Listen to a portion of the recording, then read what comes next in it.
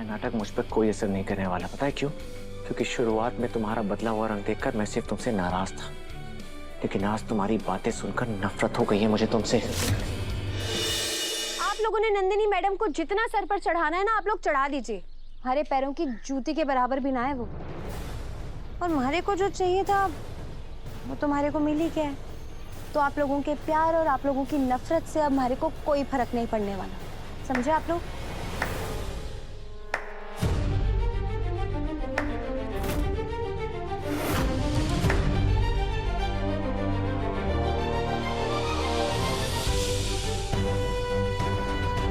Brand ambassador बनने के बाद तुम इतनी वायरल नहीं हुई थी जितनी अब हो गई हो।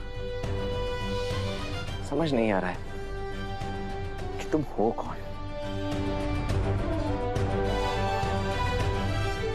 क्योंकि तुम वो लड़की तो नहीं हो सकती जिससे मैंने प्यार किया था, या फिर शायद मैंने गलत लड़की से प्यार कर लिया था।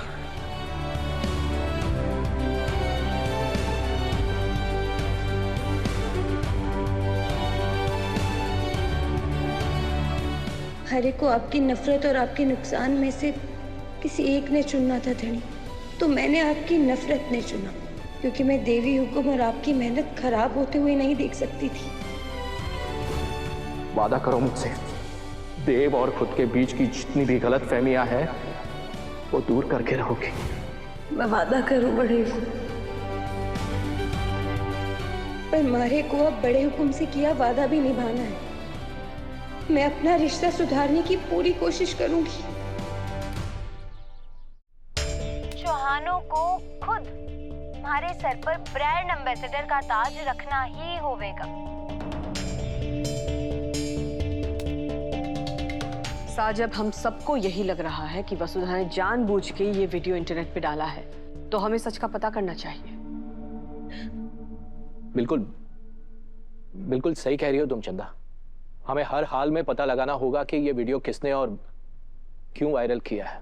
भाई साहब, भाभी साहब, ये क्लिप जिस नंबर से अपलोड किया गया है वो हमारे घर के वाईफाई से कनेक्टेड था। नंबर किसका है? कल का शूट हमारे लिए बहुत इंपॉर्टेंट है, and I expect nothing less than the best.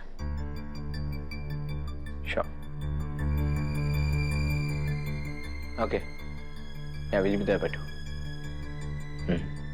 Okay, bye. धनी, छूट रहो मुझसे, और तुम्हारे मुंह से अब ये धनी ना जहर लगता है।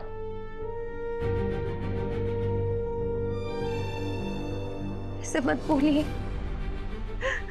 मैं जानती हूँ मैं बहुत बुरी हूँ, लेकिन आपसे बहुत प्यार करती हूँ। आपकी उम्मीदों की हरे को अंदर ही अंदर मारे जा रही है। हम फिर से एक नई शुरुआत ना कर सके हैं कि प्लीज। तुम्हारा नाटक मुझ पर कोई असर नहीं करने वाला, पता है क्यों? क्योंकि शुरुआत में तुम्हारा बदला हुआ रंग देखकर मैं सिर्फ तुमसे नाराज था, लेकिन आज तुम्हारी बातें सुनकर नफरत हो गई है मुझे तुमसे।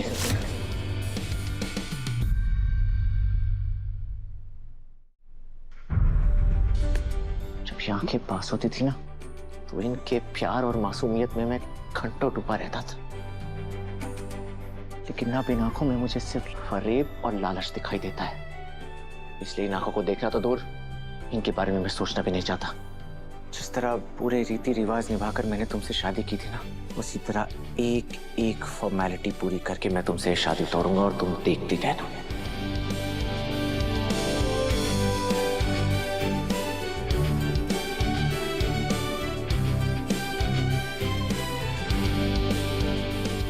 हम तो हर जन्म के साथी है ना देव सर, फिर आप ऐसे ये रिश्ता कैसे तोड़ सके?